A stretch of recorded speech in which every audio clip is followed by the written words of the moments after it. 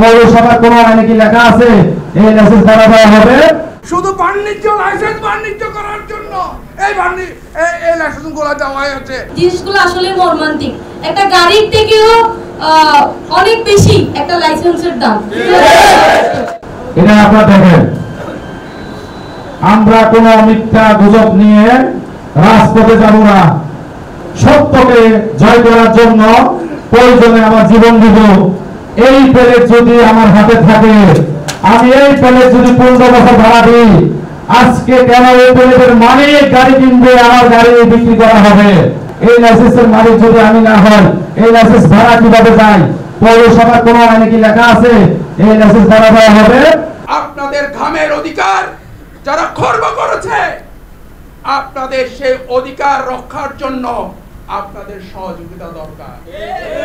এখন যদি আপনারা সরকারকে যদি অন্যদিকে মোড় নিয়ে দৃষ্টি নিয়ে যান, তাহলে আপনাদের সেই অধিকার আদায় হবে না।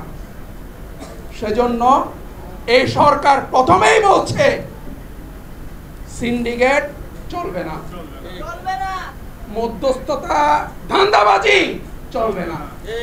সেজন্য আমি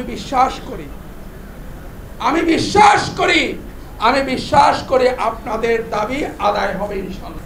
যোগাযোগ হয় যে বিকেলগুলা দিয়ে ওখানকার শ্রমিক এবং মালিক প্রতিনিধি আরটিএ কমিটিতে থাকবে, তারা যেভাবে বলে সেভাবে লাইসেন্স দেওয়া হয়।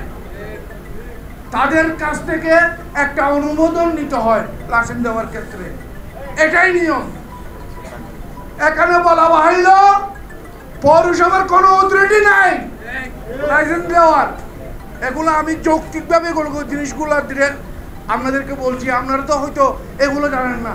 এদের কোনো অথরিটি নাই লাইসেন্স দেওয়ার।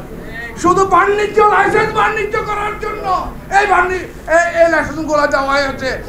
যেখানে গেছে সেইখানেই লুটপাট এবং দুর্নীতি করা হয়েছে। বন্ধুরা, কোটি কোটি টাকা এখানে দুর্নীতি করা হয়েছে লাইসেন্স দিয়ে। টমটম লাইসেন্স পাবে সেই সমস্ত ব্যক্তিরাই যাদের জীবিকা নির্বাহের অন্যতম মাধ্যম হচ্ছে টমটম।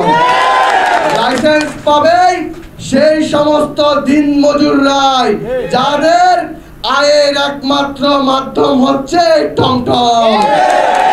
আমরা এর ইতিমধ্যে কক্সবাজারে সিন্ডিকেটের বিরুদ্ধে একটি সমাবেশ করেছি। সেখানে আমরা স্পষ্ট বার্তা দিয়েছি, সকল দুর্নীতিবাজ, সকল সিন্ডিকেট, সকল সন্ত্রাসীদের বিরুদ্ধে আমাদের লড়াই চলছে, আমাদের লড়াই চলবে। যারা দূর দূরান্ত থেকে পর্যটক আসে রাতের 1টায় নামে 2টায় নামে, আমরা একজন ড্রাইভারের অনেক আচরণে বলবে কক্সবাজারের ড্রাইভারের আচরণ অনেক ভালো। এই কথাগুলো চাই আমরা কক্সবাজারকে বিশ্বে উপস্থাপন করতে চাই। জিনিসগুলো আসলে মর্মান্তিক। একটা গাড়ির থেকেও অনেক বেশি একটা লাইসেন্সের দাম। যারা ভাড়া খেয়ে আসছে 15 বছর পর্যন্ত, তারা যদি আজকে লাইসেন্সের গাড়ি কিনে লাইসেন্সের মালিক হয়, তাহলে আমি যে 15 বছর পর্যন্ত ভাড়া দিয়ে আসছি, কেন আমি গাড়ির মালিক লাইসেন্সের মালিক হতে পারবো না? আমি এই জাতির কাছে সেই বিচারটা চাই। যদি রায় পরিকল্পনা অনুযায়ী ঘোষণা হয়, তাহলে এই রায় আমরা মানব না। পরবর্তী আপনাদেরকে নিয়ে আমাদের কর্মসূচি ঘোষণা করা হবে।